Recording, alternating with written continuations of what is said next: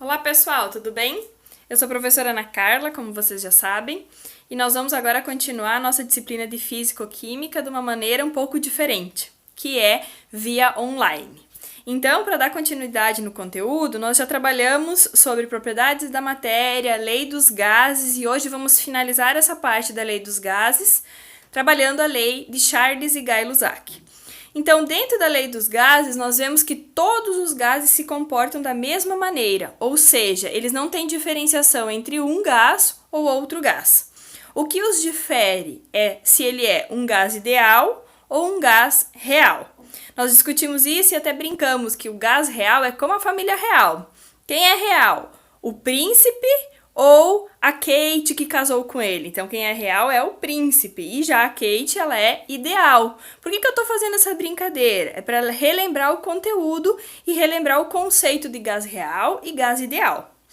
Lembra, quando eu falo do gás real, ele sempre está em condição gasosa. É o normal para ele. Por exemplo, a água. Qual é o normal do estado da matéria, a água? Então, nós sabemos que a água é em estado líquido. E ao contrário, por exemplo, o oxigênio. Qual é o estado normal deste elemento? Ele é em estado gasoso. Então, o oxigênio é um gás real, enquanto a água, quando está na forma gasosa, ela é um gás ideal. Os ideais, eles tendem a se comportar como reais, entretanto, só há uma relação entre as moléculas quando há colisão delas. Continuando, dentro da lei dos gases nós temos três princípios muito importantes, que são as condições isobáricas, isotérmicas e isovolumétricas. A palavra iso identifica que são iguais, ou seja, não houve alteração. Então, quando eu falo de isotérmica, o que não muda é a temperatura. Quando eu falo de isobárica, o que não muda é a pressão.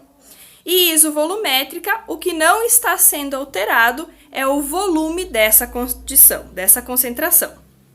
Eu vou estar postando também a nossa aula, onde tem todos esses conteúdos apresentados, inclusive aquela tabelinha que a gente falou sobre ela, que leva em considerações todas as características das fórmulas que estão associadas, são essas fórmulas aqui que eu apresento para vocês e que a gente já discutiu. Hoje, falando da condição de Charles e Gay-Lussac. O que Charles e Gay-Lussac disseram? Que é uma condição isocórica ou isovolumétrica. Quando eu tenho um volume constante, eu posso alterar tanto a temperatura quanto a pressão e eu não vou alterar o volume dentro dela. Numa outra condição, eu tenho ela como isobárica, quando eu coloco volume e temperatura sendo alteradas e a pressão não é alterada. Então, vejam, das três principais variáveis, isocórica, isobárica e isovolumétrica, a principal, isotérmica, a principal delas hoje será trabalhar Charles e Gay-Lussac, que foram os dois pesquisadores que mais se preocuparam com as características dos gases, especialmente aqueles que não alteram nem a pressão, nem o volume, ok?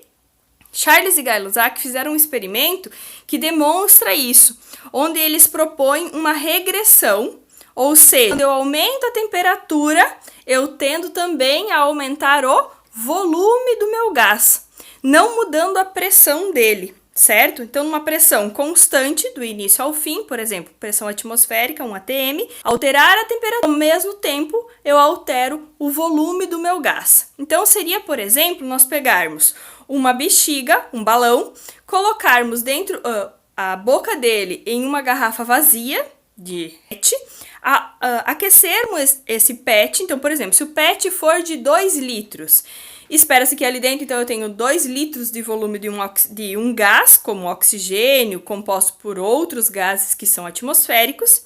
E quando eu elevo essa temperatura, eu tendo a fazer a elevação do volume. Ou seja, esse volume ele aumenta tanto que ele sai da garrafa PET e acaba passando para dentro da bexiga, do balão, enchendo o balão. Esses cálculos nessa regressão são associados à lei dos gases. Então, ele fala que quando eu tenho uma regressão linear, com crescimento linear, ou mesmo uma regressão com outros comportamentos, mas sempre na faixa crescente, eu estou relacionando a lei dos gases, a lei geral de Charles e Guy Lussac. Dessa maneira, essa aula propõe que a gente finalize os conhecimentos sobre esses gases e como atividade proposta será o mapa conceitual dentro das leis dos gases, especialmente englobando a lei das Bowley. Nós não iremos trabalhar nesse primeiro momento. Para tanto, será disponibilizado as regras de como fazer este nosso mapa mental, mapa conceitual.